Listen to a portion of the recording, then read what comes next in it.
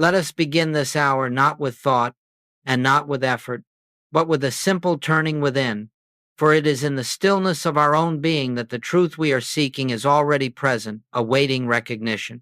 We are not here to acquire something new, nor to add more concepts to the mind. We are here for one purpose only, to behold that which is eternally so. And as we settle into this moment, let us recognize that the presence we seek is not coming to us from somewhere else. It is here, where we are, as the life that is beating our hearts, as the breath that is breathing itself.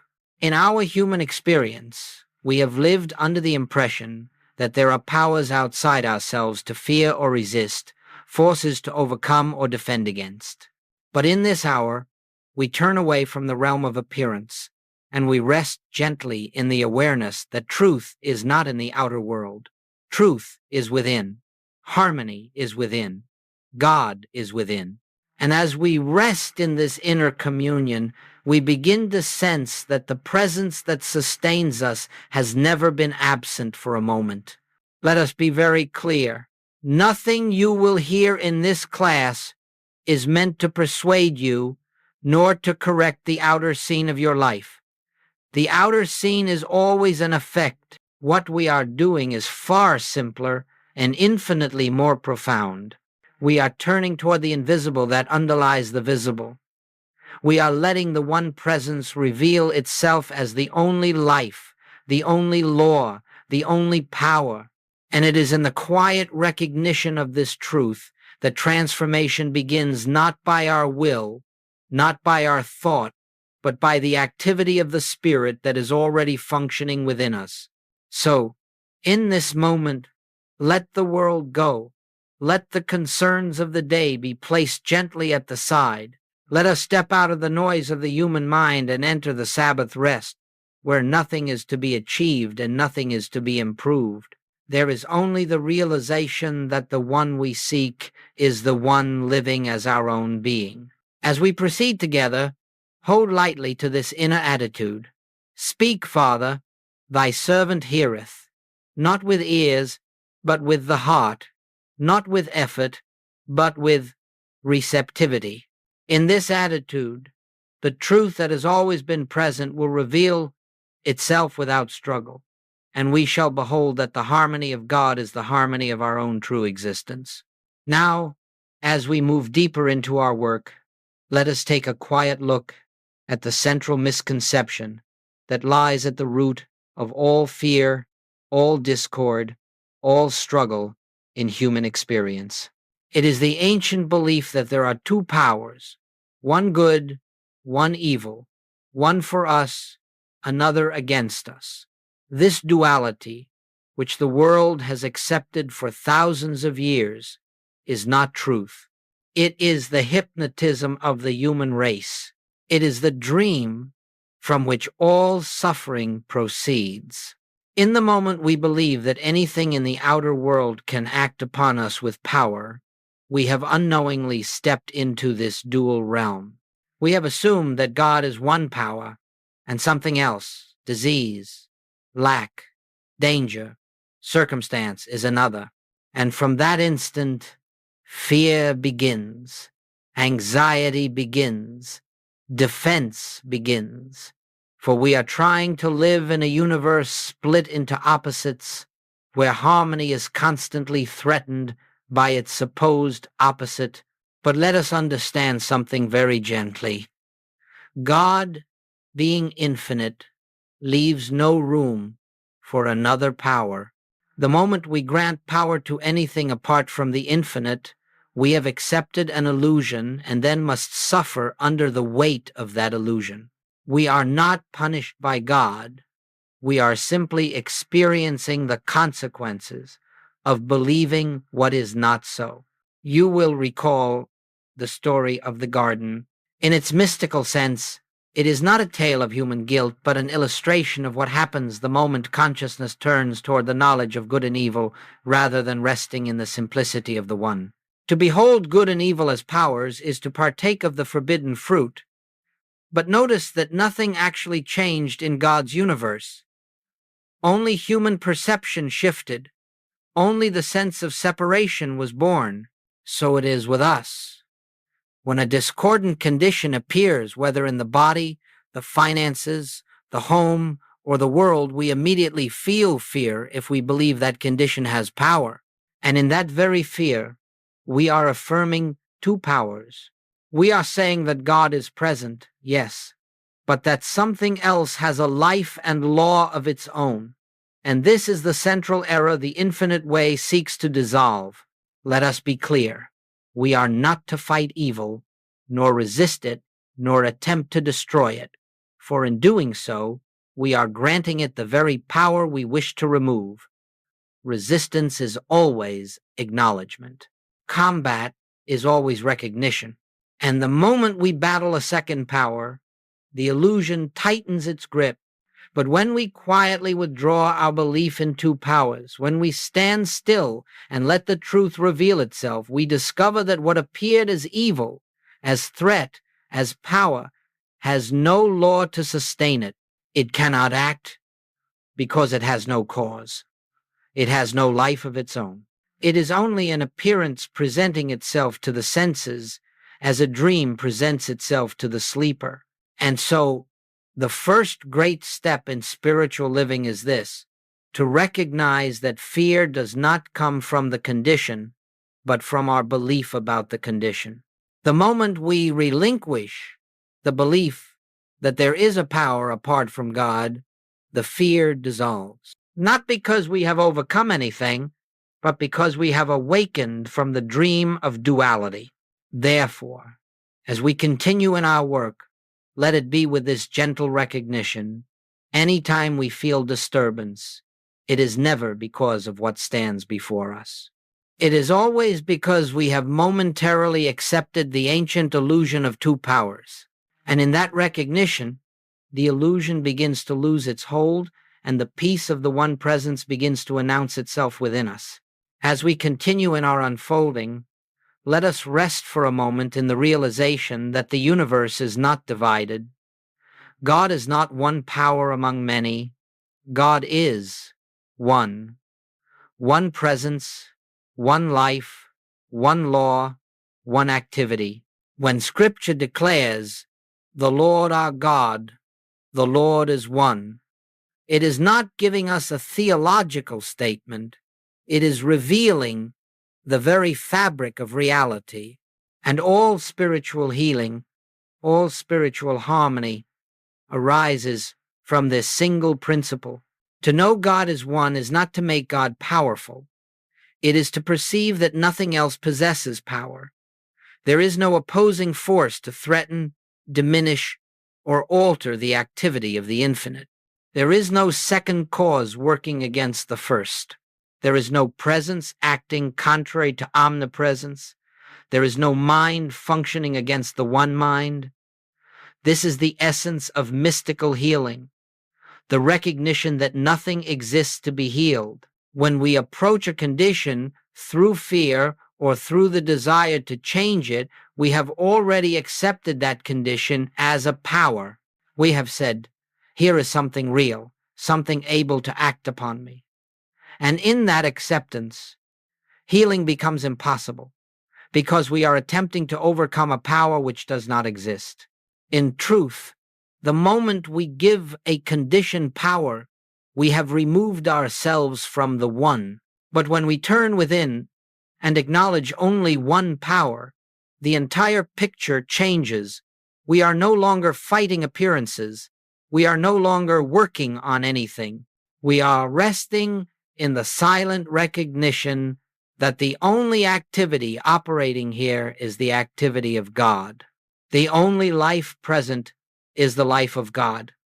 The only law functioning is the law of God. And in that holy resting, the appearance dissolves not because we have done anything to it, but because we have seen through it. You see, a shadow may appear on the wall, but it has no substance. To fight it is to grant it reality. To try to change it is to misunderstand its nature.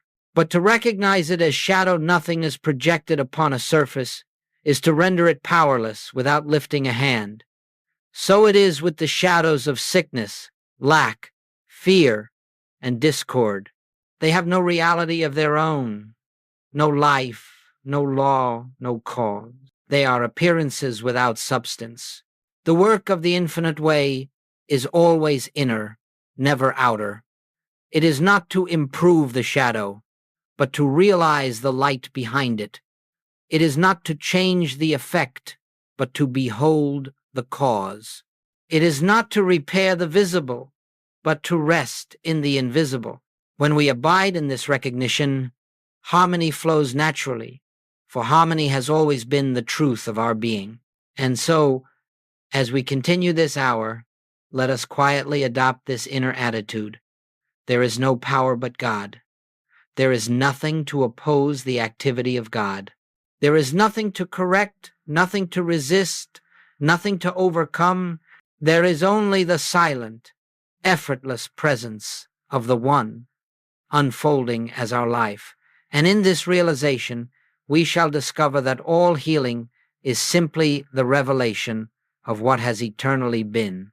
Let us move now to a principle that stands at the very heart of spiritual living, the ability to see through appearances. For as long as we remain mesmerized by the world of sense, we will continue to believe in the reality of conditions. But the Master did not instruct us to fight appearances, nor to correct them, nor to improve them. His instruction was this: judge not according to appearance, but judge righteous judgment. He was directing us to look beyond the surface of things into the invisible that constitutes their true nature. You see, every discordant condition, every form of lack, every disturbance that comes to our attention appears to have power. It seems able to act upon us. It seems able to influence our well-being. But that is only because we are judging according to appearance. We are accepting what the eye sees and the ear hears as reality. Yet Goldsmith reminds us that the senses testify only to the world of form, not to the world of spirit. And truth is never in form. It is always in the invisible. When a discord touches our experience, let us not engage with it mentally. Let us not deny it with the mind, nor oppose it with thought. Denial still accepts the condition as something requiring opposition. Opposition still acknowledges a second power, but spiritual perception does not operate on the level of the condition at all. It rises above the picture and beholds the presence of God where the appearance seems to be. This is the essence of righteous judgment: to behold the spiritual reality instead of the sensory appearance, not to pretend, not to affirm, not to manufacture a better picture, but to realize that God alone is the substance and law of all that exists, and therefore the condition before us has no power, no activity, no life of its own. It is but the projection of the world mind, appearing only to the senses, never to the spirit. This understanding requires a quiet, inner pause. When something appears that would ordinarily disturb us, let us withdraw into the sanctuary within and simply rest in the recognition. This that appears has no power, it has no law, it has no cause. God is the only presence here. In that silent acknowledgement, we are not trying to change the appearance. We are removing from it the only thing that ever gave it reality, our belief in its power. And as that belief dissolves, the appearance loses its seeming solidity. It begins to fade, not because we have altered it, but because we are no longer holding it in consciousness as something with power. Harmony then reveals itself not as something newly created, but as the eternal reality that was present before the appearance ever took shape. So let us learn this gentle art of seeing through appearances. When the senses report discord, let us turn within and behold the invisible. Let us recognize that every form is but an outer symbol, and only spirit is real. Little by little, as we practice this, The world loses its capacity to frighten us, for we no longer accept its pictures as truth. We walk through life with the quiet assurance that beneath every appearance stands the one presence, and that presence is the only reality of any person, any condition, any situation. This is the beginning of true spiritual vision, the vision that heals, the vision that liberates, the vision that reveals the presence of God where the senses testify otherwise.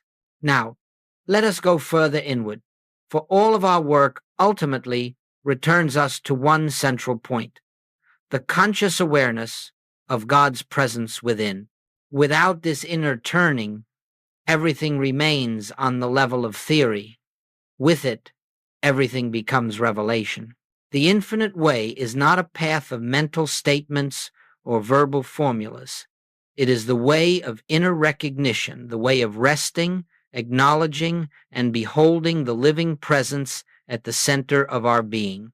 When a discordant appearance presents itself, the human tendency is to react. The mind rushes forth to analyze, to judge, to defend, to correct. But in that reaction, we are still dwelling in the belief that something external has power. The moment we try to fix a condition, we are affirming that the condition has reality.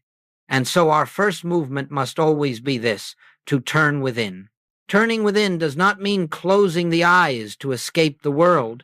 It means withdrawing our faith from the outer picture. It means releasing the belief that anything in the visible realm is a cause. It means resting in the quiet awareness that God alone is the activity of this moment. And as we do so, something begins to shift, not outwardly at first, but inwardly at the level of consciousness. The fear subsides. The agitation softens. A stillness begins to form. And in that stillness, the truth that has always been present begins to announce itself. This inner work is not effortful. It is not a striving to make something happen. It is the surrender of mental effort. It is the willingness to let God be God. The presence within cannot reveal itself while we are busy thinking, planning, resisting, or attempting to manipulate appearances. But the moment we become still, truly still, the presence begins to unfold. And in that unfolding, the appearance loses its hold. Let us see how this may be practiced. When a problem comes before you, do not rush to meet it with thought. Instead, pause. Let the world wait. Turn your attention inward and simply acknowledge, Father, here I am. Speak, for thy child listens. Then rest. Do nothing more. Do not seek an answer. Do not attempt to visualize harmony. Do not reach for solutions. Just rest in the quiet assurance that the only presence in this situation is God. This is the true spiritual activity, the silent recognition of the one presence. As you abide in that recognition, the hypnotism of the appearance begins to dissolve. You find yourself no longer disturbed because you have withdrawn belief from a second power. When the fear goes, the problem has nothing left to stand upon. Its seeming reality begins to fade. Understand this well. The outer picture does not change because we have corrected it. It changes because we have ceased to uphold it in consciousness. The moment we recognize the one presence, the one life, the one law, the one activity, the entire fabric of fear collapses and harmony appears where discord once seemed to be. That harmony is not created, it is revealed. Therefore, our practice is simple. Turn within, rest, listen, and acknowledge. Do this not only in moments of trouble, but throughout the day. As you walk, as you speak, as you work, as you sit quietly, let there be a constant inward resting in the awareness that God is the only activity of your being.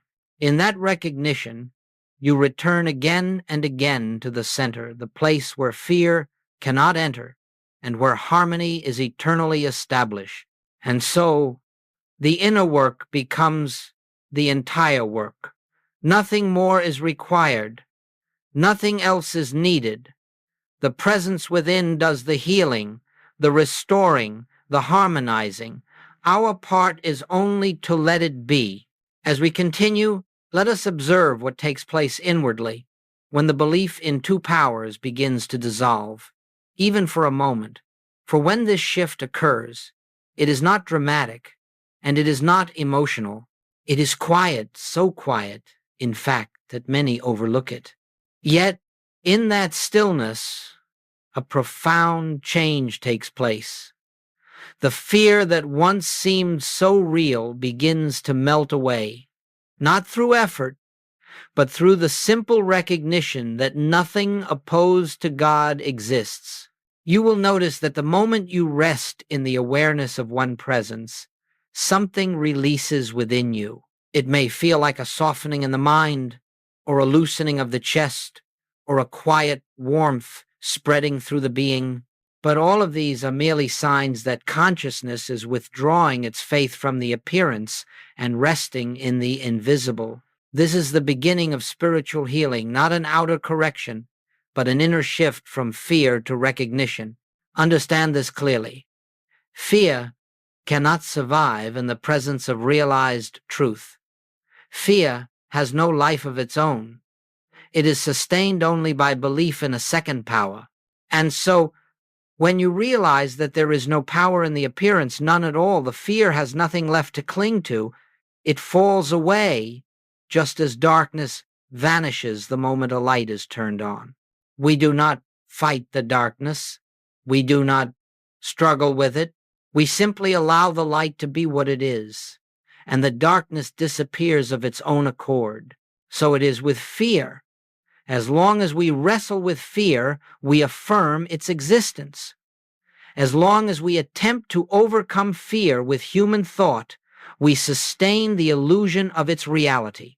But when we stand inwardly still and behold the truth that only God is power, fear dissolves naturally, because the belief that supported it has been withdrawn. You may notice that the problem or condition which once appeared threatening begins to lose its intensity. It may still be present to the senses, but it no longer carries weight. It no longer seems dangerous. It no longer occupies consciousness.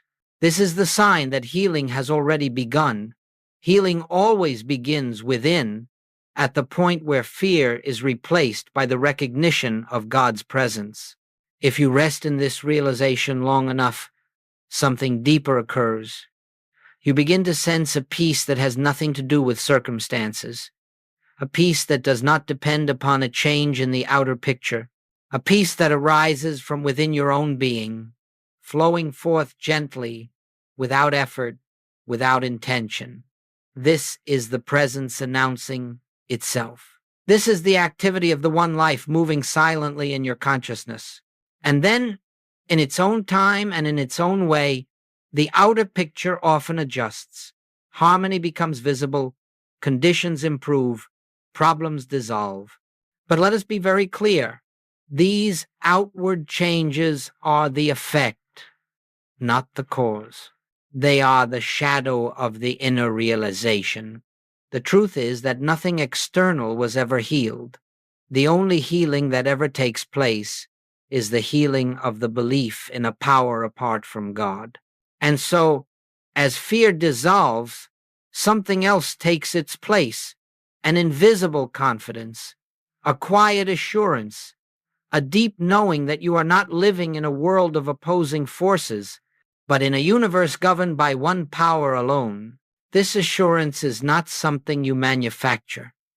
It comes to you as grace. It comes when you have allowed the one presence to reveal itself as the only reality. In this dawning realization, you discover that harmony is not something to be attained. It is the natural state of being when fear is absent, and fear is absent when duality has been dissolved. Now let us consider how this realization of one power becomes the foundation of daily living, for spiritual truth must be lived, not merely understood. And the living of it is not accomplished through discipline or will, but through continued recognition, moment after moment, that there is only one presence operating in every facet of our existence. When we rise in the morning, let us remember there is no power in the day ahead to bless us or to harm us. The day has no power. Circumstances have no power. People have no power. Conditions have no power. God alone is power, and that power is the quiet, invisible activity of the presence within. As we begin the day with this acknowledgement, we find ourselves moving through life with a calm that does not come from positive thinking, but from truth realized. In the realm of health, observe what takes place when you no longer accept disease as a power. A symptom may appear, but if you can look at it without fear, knowing that it has no law behind it, no life, no cause, you will notice that the tension surrounding it begins to dissolve. You are no longer battling the body. You are beholding the fact that the body has no authority of its own, for God is the life of your being, and that life cannot be damaged, threatened, or diminished. In matters of supply, the same principle holds. Lack appears only when we believe that outer channels are sources of good, but there is no power in a job, a person, or a bank account. They are but instruments through which the divine may flow for a season. The source itself is invisible. The supply is God. And when we cease granting power to outer forms, the fear of lack dissolves, and new avenues of supply often open naturally without anxiety, without striving, without human manipulation.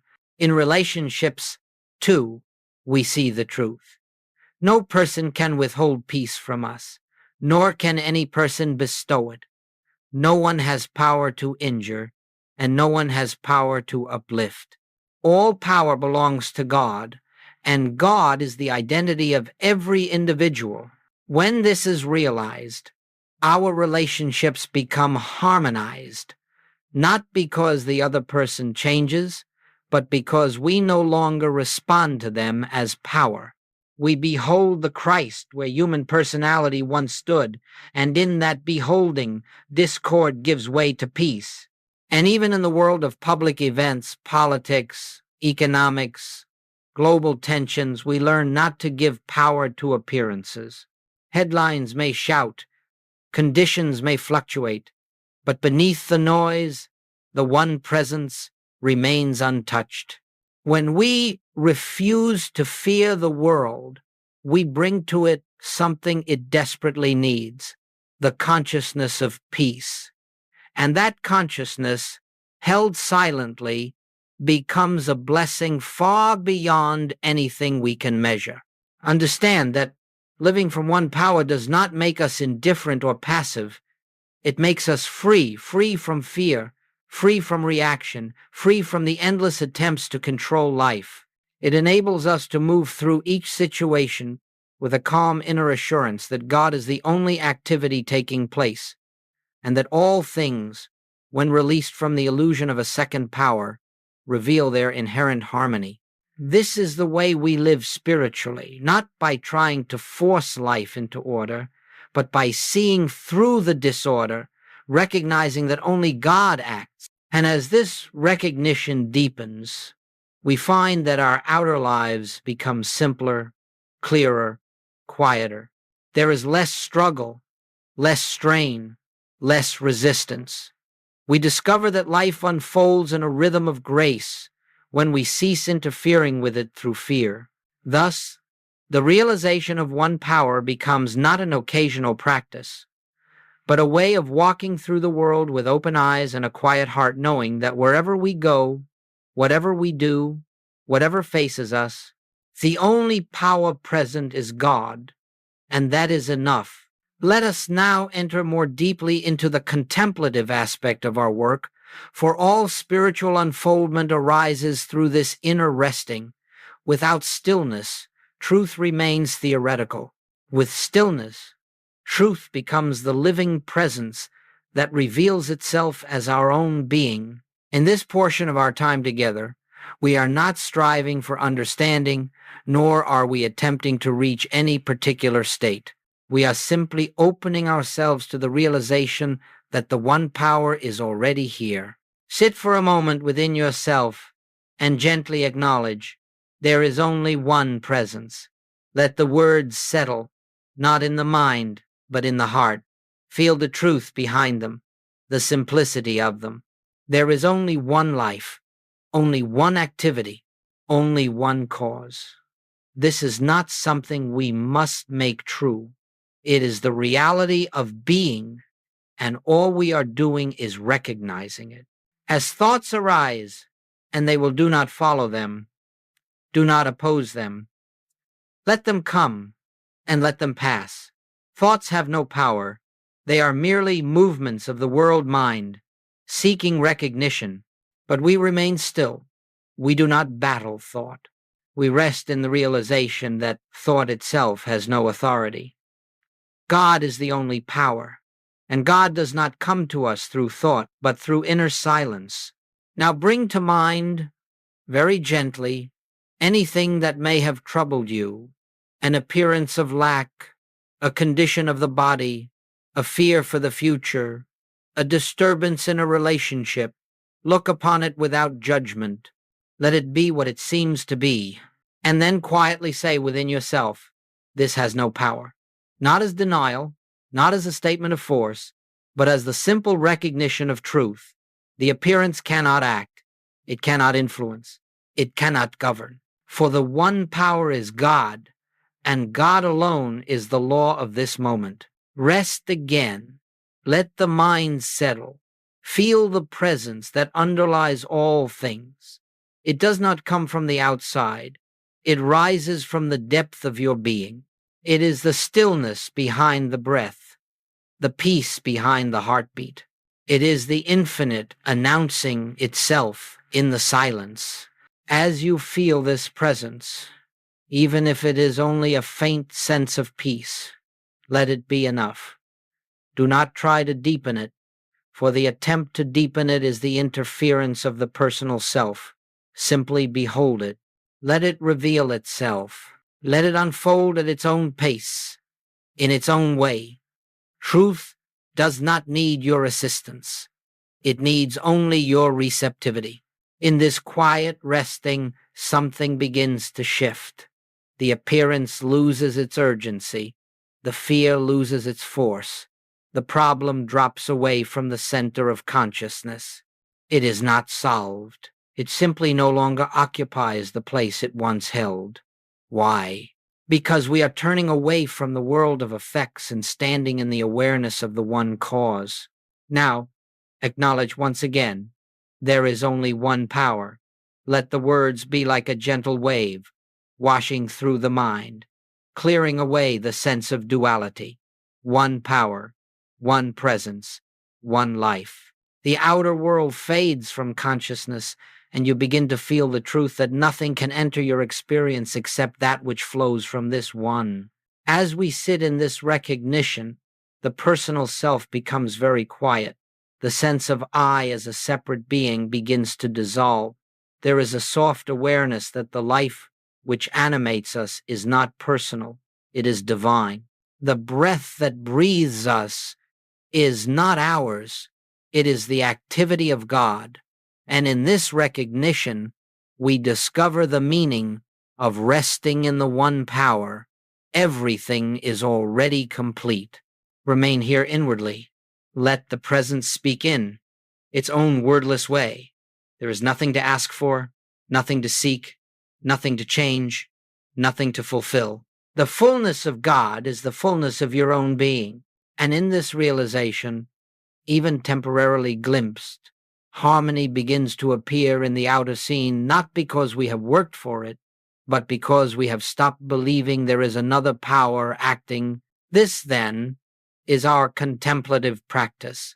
Silent, recognition, quiet acknowledgement, steady resting in the certainty that God is all. Through this practice, the sense of fear diminishes, the sense of separation dissolves, and we begin to live not by might, nor by power, but by spirit. As we bring our time together to a close, let us rest once more in the simplicity of what has been revealed. The entire spiritual path, with all its seeming complexity, comes down to this single recognition. There is only one power, not a power that must be summoned, not a power that must be earned, not a power that comes and goes, but a power that is the very essence of our being, present in every breath, every moment, every circumstance. You have not been asked today to change the world, nor to battle its conditions, nor to repair its appearance. You have been invited only to see through the appearance, to behold that the world of form has no authority apart from the belief we give it. And as that belief is withdrawn, the hypnotism breaks, the fear dissolves, and the harmony that has always been present begins to show forth. Nothing external has been altered in this hour. The outer world has not been corrected or improved. What has happened is entirely within, a shift in consciousness, a quiet release of the age-old belief in two powers. And in that release, you have touched the truth of being. You have glimpsed that the one presence is the substance of all that is, and that nothing exists beside it. As you leave this moment of contemplation, carry with you not a set of teachings, not a list of principles, but a single awareness. God is the only power operating in your life. Let this recognition accompany you in the small events of daily living, in the moments of stillness, and even in the moments of disturbance. Do not attempt to force it. Do not try to hold it with the mind. Simply allow it to be present whenever it rises naturally to the surface of your consciousness. Know that you do not walk through the world alone. You walk with the one that is your very self. And as you abide in this truth, in quietness, in confidence, in inward listening, you will discover that life is governed by grace. Problems lose their reality. Discord loses its urgency.